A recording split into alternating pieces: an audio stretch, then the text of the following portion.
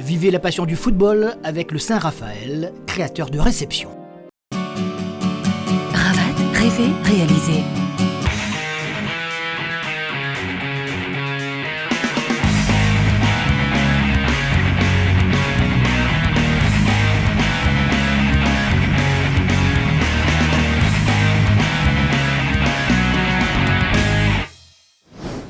Bonsoir, très heureux de vous retrouver pour cette nouvelle émission sur le football local où il sera beaucoup question de Coupe de France régionale.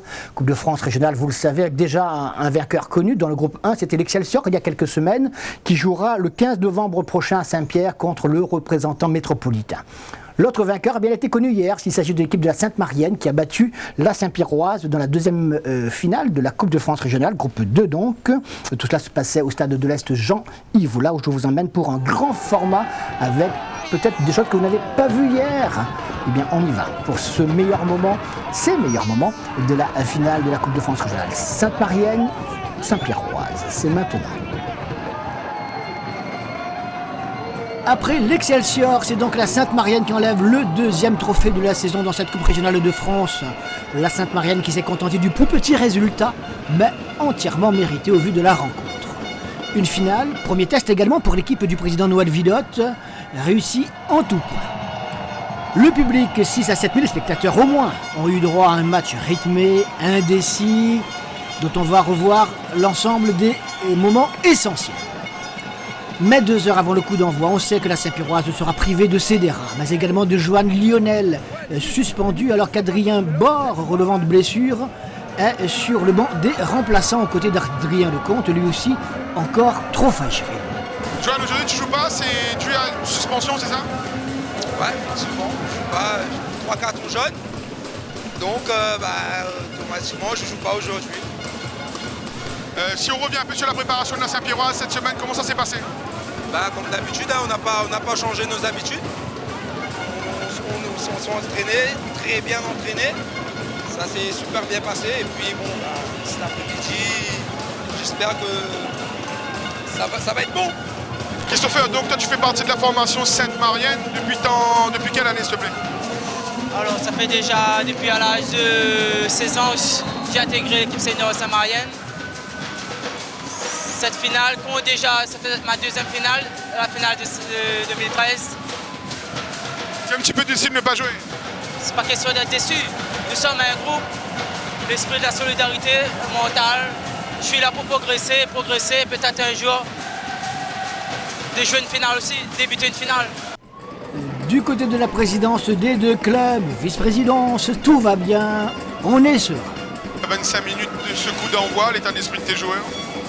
Bien pour l'instant. Dommage, il y a les prolongations par rapport au match qui se déroule actuellement. Mais sinon, on est patient de commencer parce que ça commence, ça fait beaucoup. Donc la pression monte, mais ça va. Les joueurs ils sont bien. En face, c'est une bonne équipe, donc je pense qu'il va y avoir un bon match.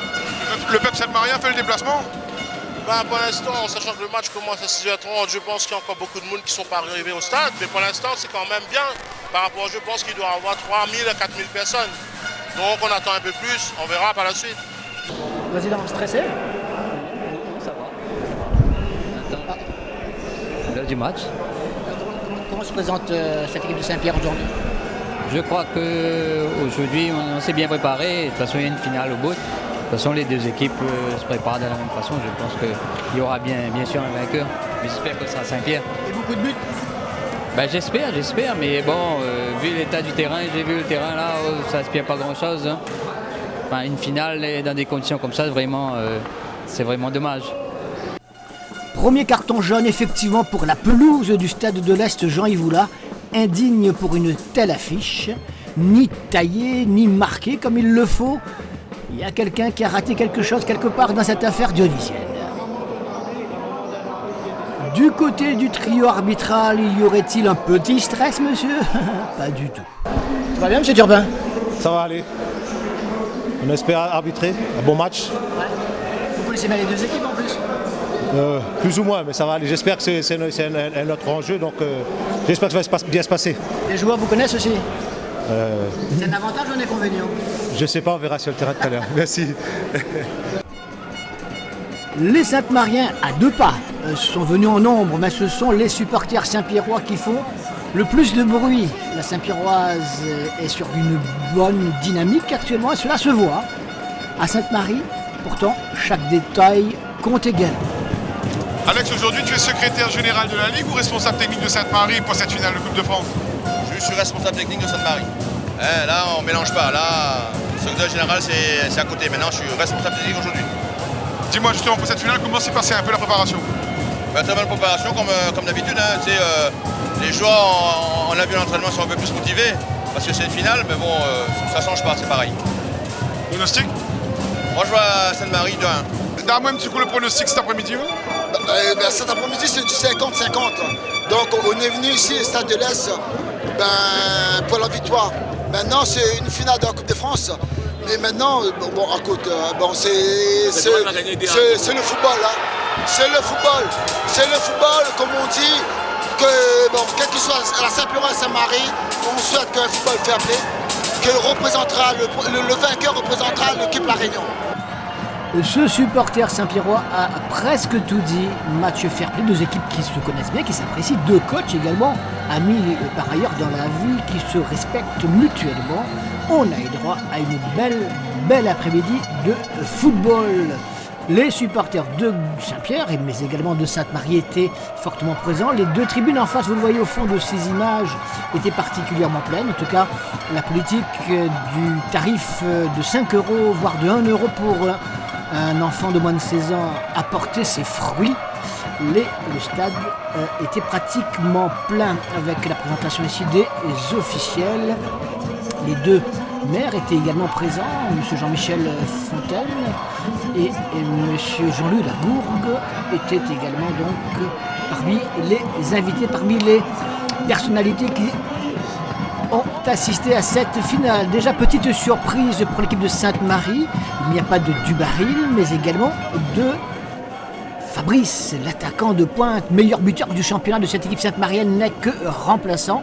Une tactique visiblement de toute dernière minute, alors dévoilée en toute dernière minute par le coach Fred de Bachelier, histoire de déstabiliser un petit peu le plan éventuel que les Saint-Pierrois avaient décidé de mettre en place pour contrer ce joueur qui plante but sur but. Les dernières petites consignes et les deux capitaines Giovanni Mdoima et son vis-à-vis Quentin Bouesso pour le coup d'envoi d'une finale qui va tenir toutes ses promesses. Oh, il n'y a pas eu beaucoup de buts, mais il y a eu beaucoup d'occasions. Fred Bachelier et Jean-Pierre Bad sont vis-à-vis le coach Saint-Pierrois. Allez, un petit salut au magnifique public de part et d'autre qui était venu à l'occasion de cet événement. On a retrouvé ce parfum de Coupe de France tout de même que l'on avait un peu perdu ces derniers temps. Ça restera quand même assez marqué avec les petites attentions comme celle-ci. Une jeune fille, une toute petite fille Saint-Pierroise, un petit garçon de Sainte-Marie ont donné le coup d'envoi de cette rencontre. Et une équipe sainte-marienne qui va tout de suite mettre la pression sur les buts du gardien Saint-Pierrois. Regardez, Julien Grodin est obligé de boxer en corner cette frappe de Baniaïa. Côté gauche, la Sainte-Marienne donne le ton également sur ce coup franc de Bourabia. Et encore, le gardien Saint-Pierrois est obligé de se détendre de tout son long pour empêcher l'ouverture du score. Sainte-Marie continue à dominer cette rencontre au centre de Giovanni Mdoima, ballon qui va être repris. Aïe, faute ou pas faute? On aurait plus tendance à dire quand même oui, il y avait faute dans la surface de réparation. Regardez, ça c'est un penalty incontestable. En tout cas, rien n'a été sifflé, le match se poursuit avec une équipe donc de Sainte-Marie qui a pris les choses en main. La Saint-Pierroise cherche à se réorganiser. L'absence sans doute de leur meneur de jeu, Quentin Bouesso, l'a remplacé presque au pied levé. Il a tout fait, Quentin Bouesso, mais il n'a peut-être pas les mêmes facilités techniques que Adrien Bord. Un match engagé, mais totalement fair-play de part et d'autre, alors que la pluie avait fait son apparition à une petite demi-heure avant le coup d'envoi de cette rencontre, rendant cette triste pelouse, regardez plutôt, un peu glissante. 0-0 tout au long de cette première mi-temps avec une dernière occasion pour Gladysson qui va jouer sur le côté droit pour cette frappe détournée encore une fois. Et vous l'avez vu, l'essentiel de cette première mi-temps a été fait par lui, le gardien Saint-Pierrois, Julien Grandin, qui a sauvé au moins à 3 reprises l'ouverture de ce score. Que pensez-vous de cette première mi-temps? J'ai trouvé intéressante, moi. J'ai trouvé Sainte-Marie particulièrement dominateur dans les 20-25 premières minutes. Une bonne réaction là, de Saint-Pierre sur la fin du match. Ça va nous promettre, j'espère, une deuxième mi-temps très animée parce qu'il va nous falloir un vainqueur, forcément. Les gens ont bien répondu. On a fait des gros efforts pour ça et on est ravis de cette journée. Une bonne affluence, justement, on a des chiffres?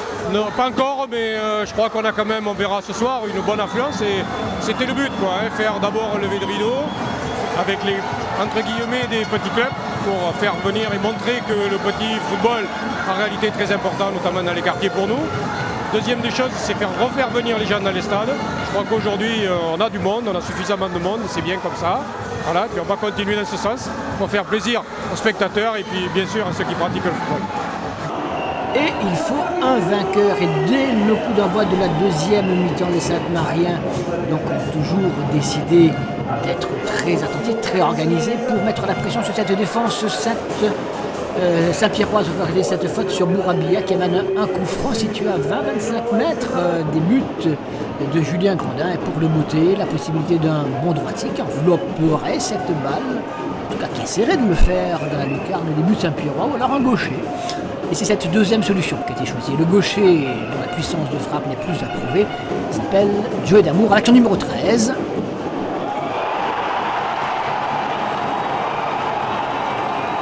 Et voilà le résultat. 47e minute du match. La Sainte-Marie ouvre le score, amène par un but à 0. Et apprécie à nouveau ce magnifique coup franc tout en puissance qui va s'écraser sous la transversale, pratiquement des buts au Saint-Pierrois. Sainte-Marie prend logiquement les devants, reste à la Saint-Pierroise maintenant de s'organiser pour essayer d'égaliser. Pourtant, ce sont les Sainte-Mariens, nouveau avec Bourabia enrôlé avec Giovanni Mdoima qui a la possibilité de marquer ce deuxième but. Et finalement, ce centre contré, on ne pose pas de problème aux gardiens Saint-Pierrois. Les Saint-Pierrois qui vont enfin se manifester sur le plan offensif avec Ali Djamali pour Wilson Brossette qui se fait contrer cette frappe qui passe juste à côté des buts de Rudy Pouloussami. Une frappe signée Onzi Vardapen. L'entrée de Fabrice avec son numéro 9, ici à la place de Ben Yahya, devrait apporter encore un peu plus de sang neuf et de fraîcheur à cette attaque sainte-marienne avec une réorganisation. Gladysson est obligé de descendre un petit peu pour prêter main forte à sa défense, surtout à son milieu plutôt défensif, vu son gabarit. Et il va s'y employer, le garçon, il va être très actif sur tous les bons coups. Et on retrouve cette équipe de la Saint-Pierroise qui ne peut pas dégager ce corner. Précisément Fabrice qui subtilise ce ballon pour le frappe, pour faire jouer côté gauche avec Mdoima. Peut-être le deuxième but, mais non, c'est du pied que Julien Grandin, sans doute le meilleur joueur Saint-Pierrois, parvient à détourner ce ballon. Cette frappe de Fabrice, il a d'habitude la possibilité de faire mouche. Là, ça ne marche pas. Il rate totalement sa frappe. Et l'équipe de la Sainte-Marie qui va donc devoir remplacer Fabrice d'ailleurs, lui-même blessé.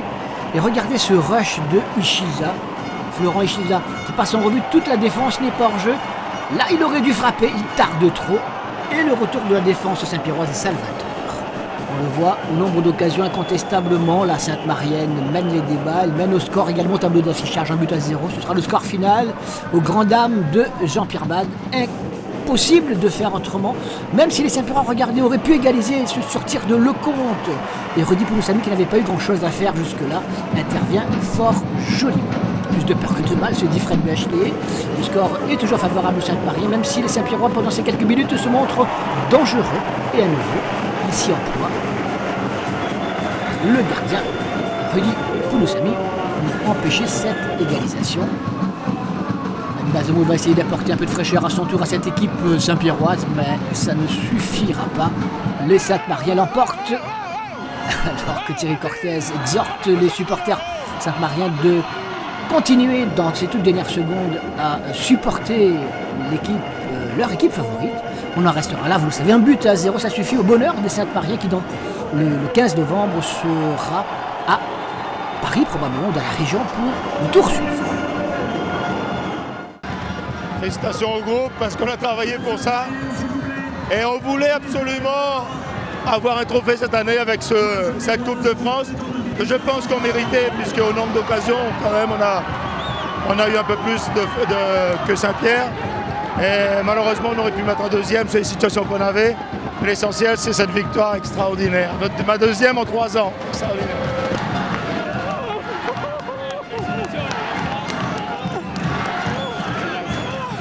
Ça, c'est notre finale. Partagé avec notre mère. C'est notre finale, ça. On pensait qu'on allait perdre. C'est la vérité, les gars. Que ce soit moi qui marque ou pas, c'est pas le plus important.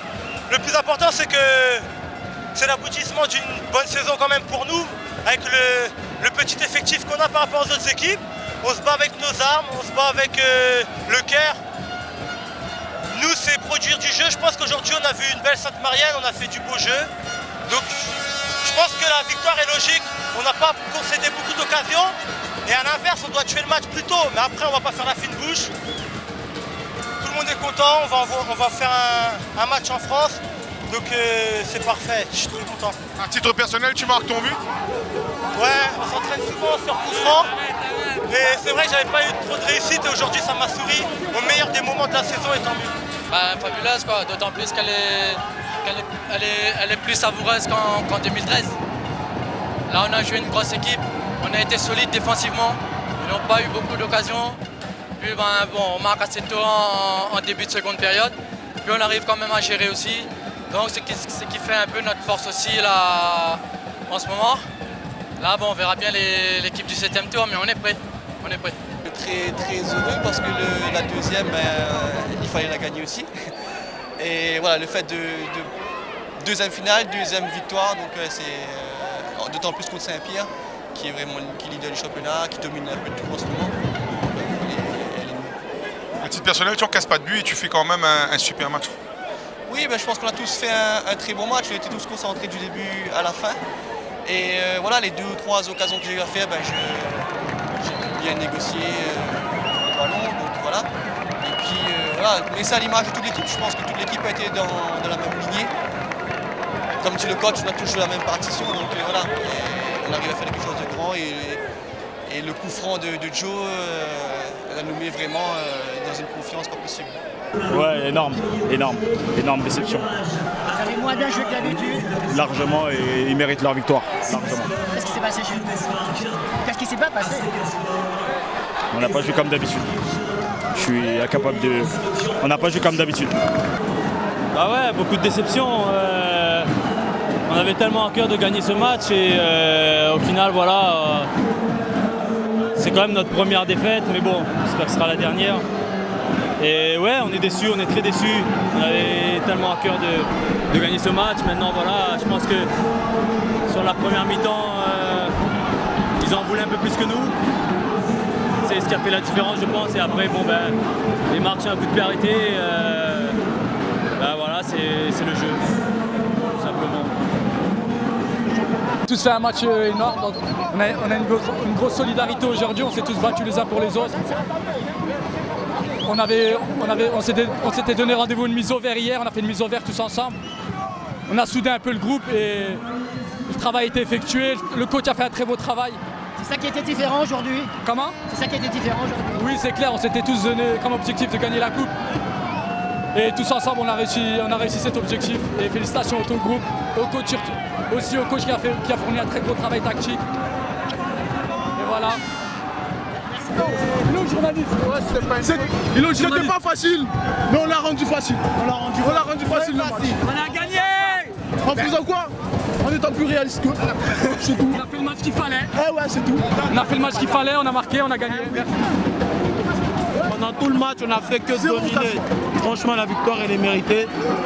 L'équipe qui a bien joué a fini par gagner. La meilleure équipe a remporté le match. On mérite cette victoire, je pense. Gros match de tout le monde. Ça fait plaisir qu'on a joué avec. C'était mieux, on est content. On a fait le maximum, tous les gars, la mouille, les maillots, mais j'espère qu'on va continuer jusqu'à la fin. C'était un super match de tout le monde en fait. Voilà, de tout le monde alors. Voilà, on était bien entraînés le week-end passé. Et ça paye à fond alors. Voilà. On savait que ça allait être difficile, mais voilà, on a fait Saint-Marie n'a pas une facile là. On a fait un très bon match. Saint-Pierre était favori, mais nous on savait qu'on avait un coup à jouer. Et on l'a fait, ben voilà, on repart avec la victoire et on est super content. C'est pas ton premier titre? Si, mon premier. Et voilà, et ça fait plaisir, c'est la première fois que je gagne une coupe, un titre. Et voilà, ça se passe avec la Saint-Marienne et ben, c'est super content, je suis super content. Voilà. Ça faisait 3 semaines que je n'avais pas joué. J'ai plus de mots là, c'est tellement beau. Mais comme tu dis, on a retrouvé la forme au bon moment et c'est ce qui compte. Après, un petit but ça suffit comme on dit. Et voilà, même si on a eu beaucoup d'occasions de scorer pour le deuxième but, le minimum a été fait et on est content. C'est l'envie qui a fait la différence, Saint-Pierre avait envie quand même. Saint-Pierre avait envie, mais on s'était dit que Saint-Pierre était plus fort, donc on n'avait rien à perdre. Et donc du coup, on s'est mis à jouer, on a eu des occasions, on a marqué un but et on aurait pu mettre un deuxième, mais voilà, le manque de réussite nous a joué des tours. En France. Le mort.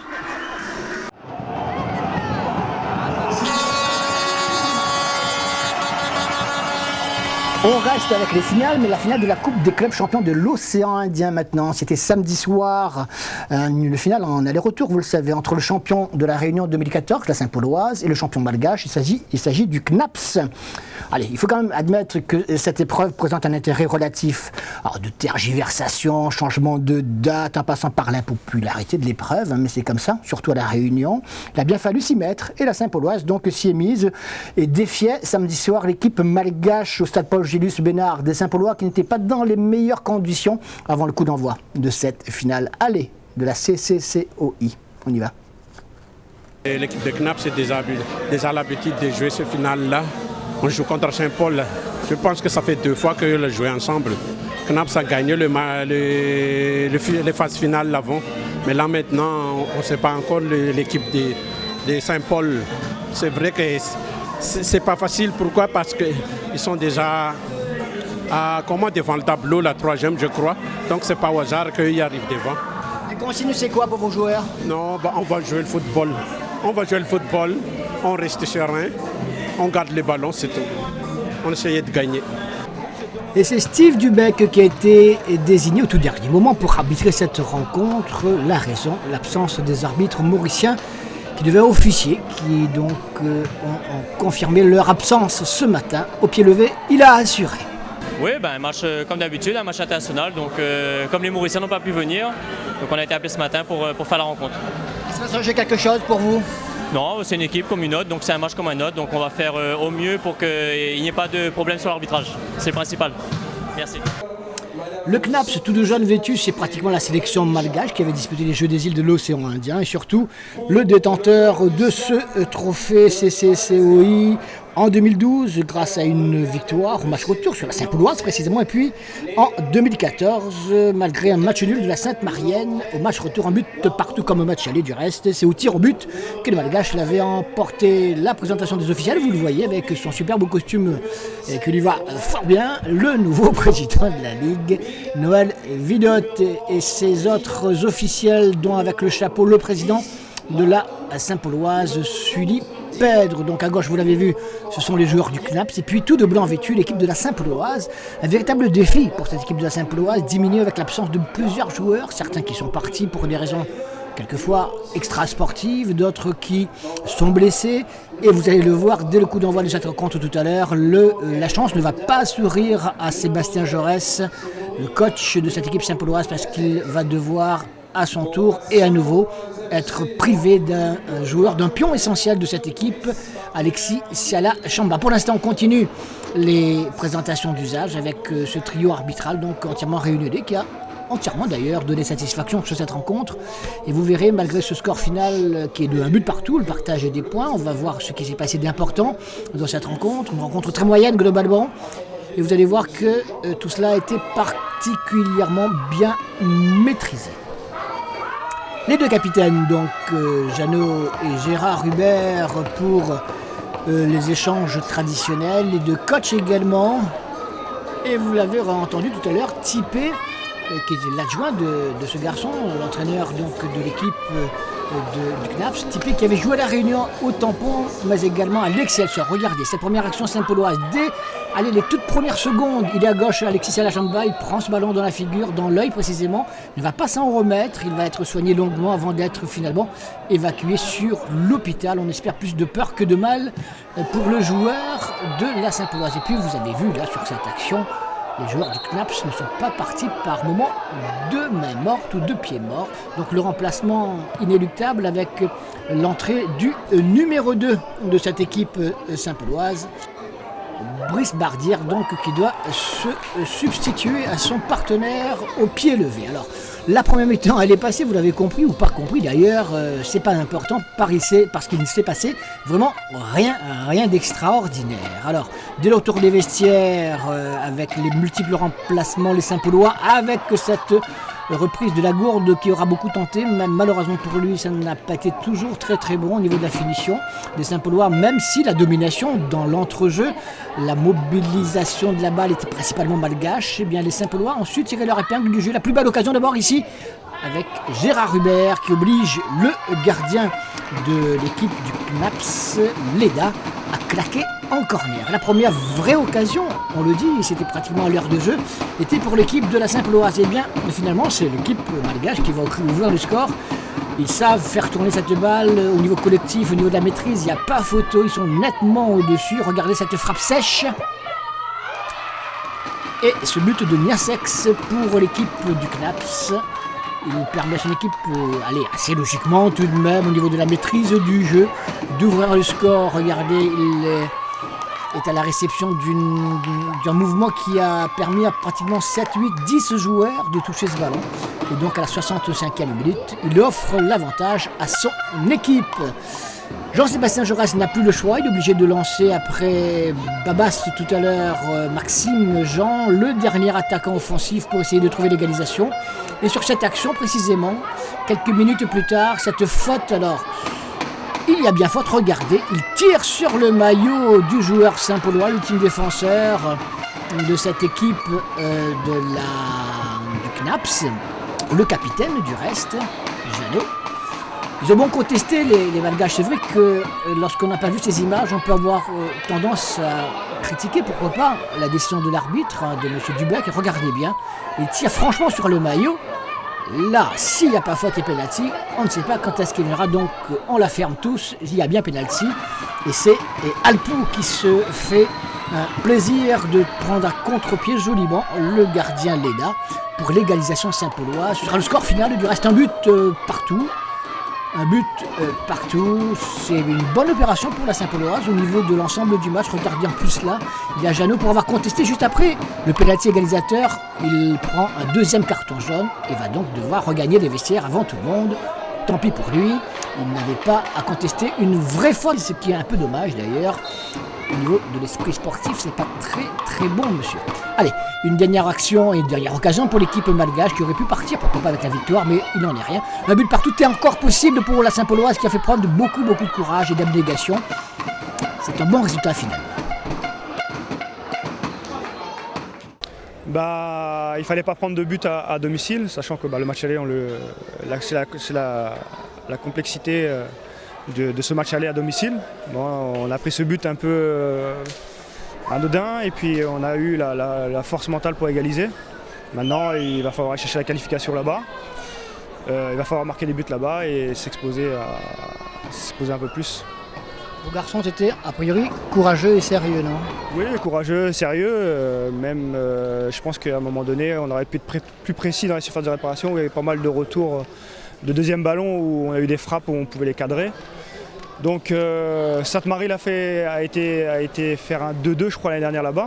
Donc non, un partout, ils ont fait un partout là-bas. Donc à nous de faire un exploit là-bas.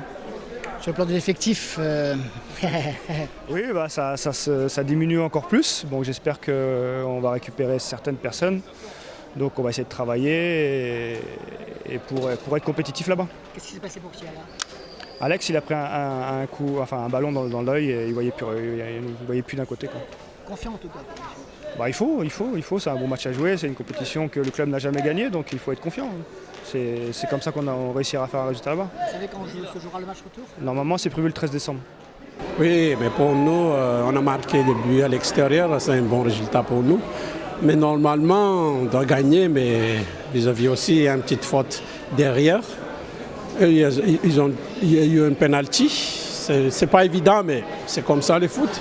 Bon, on va essayer de travailler, on va mettre à travailler tout de suite, parce que c'est pas facile du tout. On est tombé devant une équipe Saint-Pauloise bien organisée, tactiquement, surtout au niveau défensif. C'était pas facile de passer devant. On a essayé de déstabiliser les défenseurs. C'était pas facile. On a marqué un but quand même.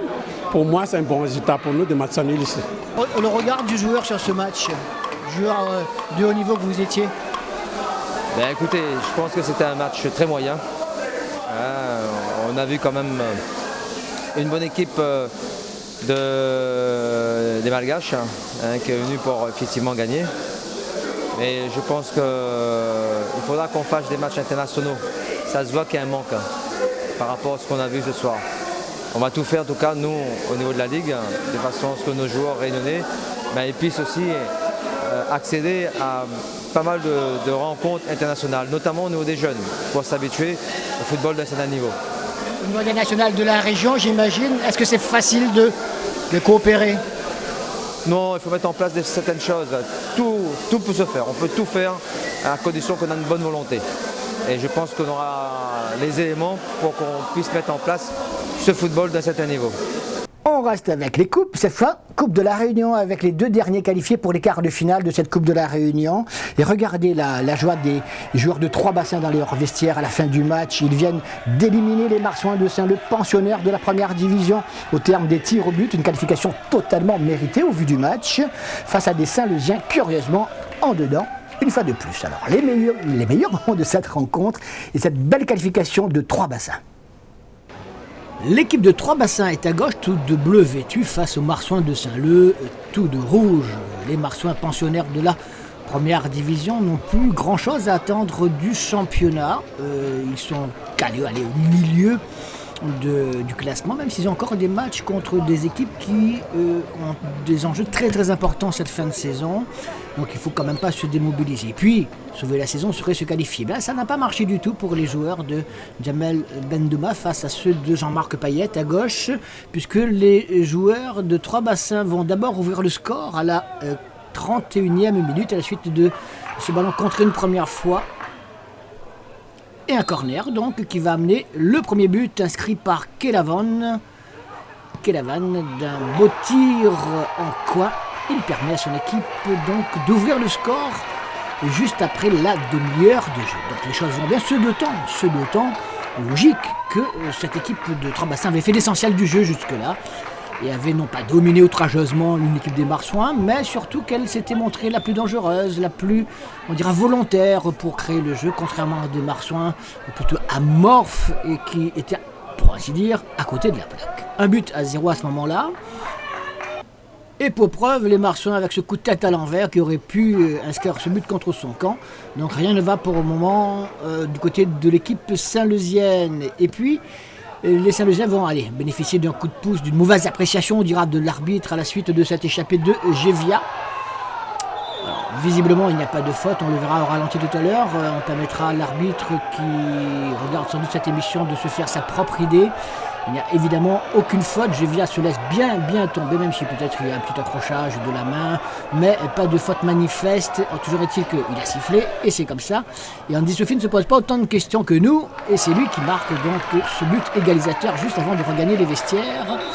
Un but partout, un but généreux, qui ne va pas révolter outre mesure cette équipe de 3 bassins, qui va rester concentré sur son sujet, même si en seconde mi-temps, eh bien, ce sont les Marsouins qui vont se créer les plus belles occasions d'inscrire, de prendre l'avantage tout simplement, avec ce tir d'Andy Sophie face au gardien, aux 3 bassinois. Les Marsouins donc vont devoir disputer les prolongations dans cette rencontre. 3 bassins ne se déconcentre pas, c'est qu'il y a peut-être un bon coup à jouer, on remet la balle au centre, messieurs, et c'est finalement l'équipe des Marsouins avec justement son capitaine ici que vous voyez à l'écran avec son numéro 10. Urbain qui à la 92e minute va faire son petit festival, passer au milieu de plusieurs joueurs, regardez. Et il offre l'avantage à l'équipe saint-louisienne, 2-1 à ce moment-là, dès le retour des vestiaires, dès le début des prolongations précisées. Alors quelques minutes plus tard, histoire de montrer quand même que cette équipe de Trois-Bassins ne s'est pas du tout dégonflée. Regardez ce qui va se passer. Cette longue balle pour l'équipe de Saint-Leu, sortie de la tête d'Annelard, le gardien de Trois-Bassins, qui dégage à tout va, mais dégage. C'est une passe décisive pour qui? Pour son partenaire Ivanoé, qui va se présenter seul face au gardien Payette de l'équipe des Marsouins. Et but avec ce tir en coin égalisateur. 2 buts partout. Mérité sur l'ensemble du match, parce que ça aurait été vraiment dommage que cette équipe de Trois-Bassins ne se fasse sortir dans ces conditions-là. 2 buts partout. Les Marsouins auront même l'occasion par contre de reprendre l'avantage, de ne pas aller jusqu'au tir au but. Regardez cette frappe dégagée par le gardien Neulard qui dispute véritablement une grande partie à ce moment-là. Malgré quelques coups ici et là, quelques actions rudes, ce match s'est disputé dans un bon esprit.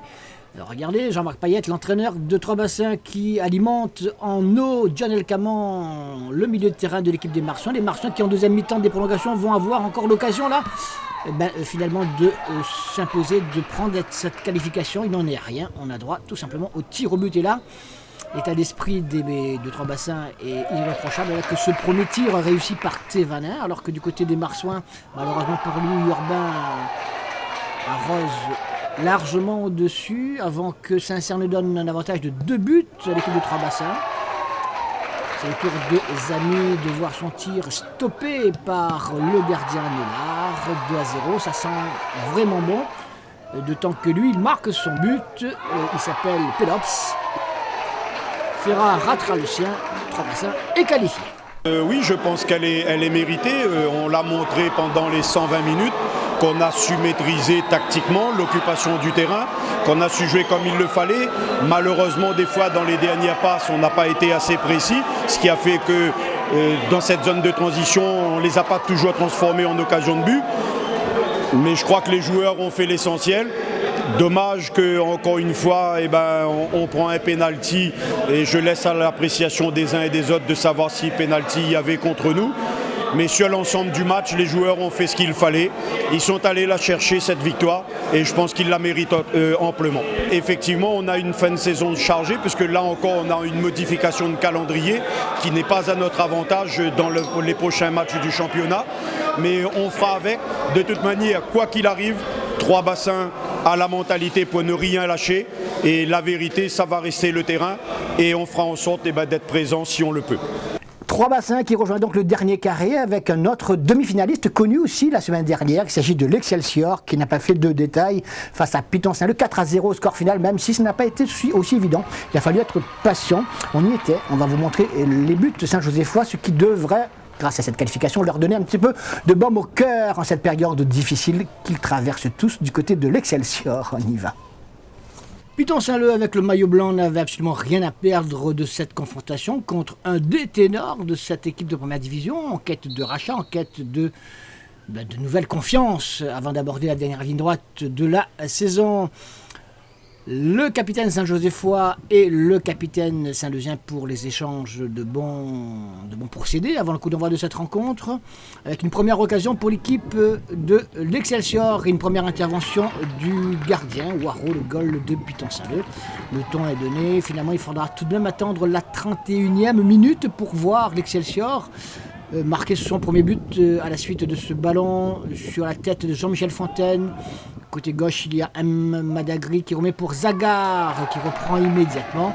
Et ça fait donc un but à 0 au tableau d'affichage, et cela à la 30e minute du match. Piton Saint-Leu se crée avec quelques petites occasions, coûte tout de même, mais ça ne va pas, on dira, véritablement inquiéter cette équipe de l'Excelsior qui sait que le temps joue en sa faveur. Là, ce tir qui passe juste au-dessus des buts de Michael Grondin, le gardien Saint-Josephois. L'Excelsior qui aura l'occasion d'inscrire un deuxième but en cette seconde mi-temps que vous voyez déjà. Et c'est Jean-Michel Fontaine qui, à la 67e minute, donc porte le score à 2-0. Avant ce troisième but signé à la 72e minute de Fontaine pour El Madagri. El Madagri est à la conclusion. Et une dernière conclusion, 4-0, 87e minute. C'est Jean-Michel Fontaine qui marque son deuxième but de la soirée. L'Excelsior se retrouve en demi-finale de cette Coupe de la Réunion. Bravo tout de même à Piton Saint-Leu.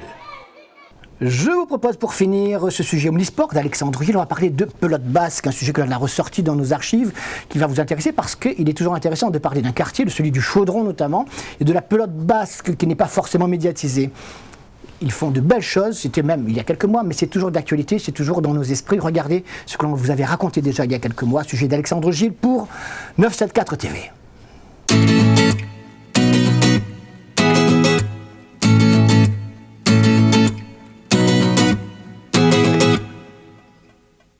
Tout simplement dans le gymnase Ibarné-Garay, en plein cœur du quartier du Chaudron, à Saint-Denis. Et on revient tout juste donc d'une longue aventure, le championnat de France, qui a duré 1 mois et demi. Alors là, c'était 17 athlètes, plus un accompagnant, moi-même, l'entraîneur du Pôle France. C'est le temps fort de l'année, c'est le plus important, c'est celui qu'on prépare toute l'année, parce que c'est après le championnat de la Réunion, c'est l'étape obligée pour un sportif de haut niveau si on veut espérer une carrière à long terme. Alors c'était, on va dire, moins bon que l'an dernier, malheureusement. Mais bon, il faut des années avec et des années sans.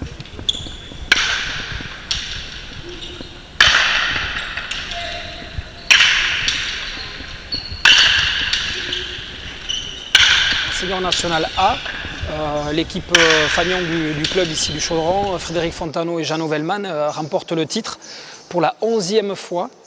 Sur 13 finales qu'ils ont jouées, ils ont gagné donc 11 fois. Donc le Conseil général nous aide toute l'année à travers des aides financières pour le Pôle Espoir et le Pôle France. Ce sont des aides qui nous permettent d'acheter du matériel, de proposer des entraînements de qualité toute l'année, de faire des stages en Espagne, en métropole aussi avec les meilleurs joueurs. Et ils nous aident pendant la période du championnat de France grâce au financement des billets d'avion. Et cette année, ça correspondait à 16 billets d'avion pour la métropole. Déjà, ça sert aux jeunes chaudronnais, réunionnais, enfin tous les jeunes qui pratiquent la pelote basque, d'avoir un projet dans la vie, un projet sportif. On tient aussi beaucoup à ce que le Marmaille ait un projet scolaire. Donc on parle de double projet très rapidement chez nos Marmailles. Et ensuite, ça a une valeur, c'est que le Marmaille en lui-même, il va partir visiter la métropole, se confronter à d'autres joueurs, va faire la connaissance de nouvelles cultures et surtout va mettre en valeur son île en montrant toutes les qualités du Réunionnais, que ce soit sur le plan social mais aussi sur le plan sportif. Et les valeurs sportives qu'a le Réunionnais sont très importantes. Si l'avenir joyeux, enfin du moins on l'espère, puisqu'on part au Mexique avec 4 joueurs réunionnais du Chaudron, au championnat du monde, donc verdict le 21 septembre, en espérant un retour sur la Réunion le 24 avec la médaille en or de ce championnat du monde. On a été, je l'espère, en tout cas très très complet sur ce week-end de football à La Réunion. On a parlé de Coupe de France régionale, de Coupe de la Réunion, de la Coupe des clubs champions de l'océan Indien. La semaine prochaine, place à nouveau au championnat avec la 19e journée de première division. Regardez le programme qui vous attend. Saint-Louisiane USB, Saint-Pauloise Jeanne d'Arc, Brafeusis Saint-Pierroise, Capricorne Petite-Île, Excelsior Marsouin et SDEFA Sainte-Marienne. Et puis on jouera également en 2e division régionale avec une nouvelle journée de championnat, la 22e précisément, et le programme suivant. Saint-Denis Football Club Monaco, AF Saint-Louis, Ligne Paradis, Sainte-Suzanne AJS Ouest, entre deux Saint-Philippe, Trois-Bassins Aviron, Grandbois Piton Saint-Leu et Caux-Saint-Pierre, Auxat Léopard. Pour vous parler de tout cela, rendez-vous la semaine prochaine, dimanche 13h et lundi 21h05. Le football à La Réunion, c'est sur Télécréole et c'est dans 974 Foot et 974 Foot Plus. Excellente semaine et au week-end prochain. Salut.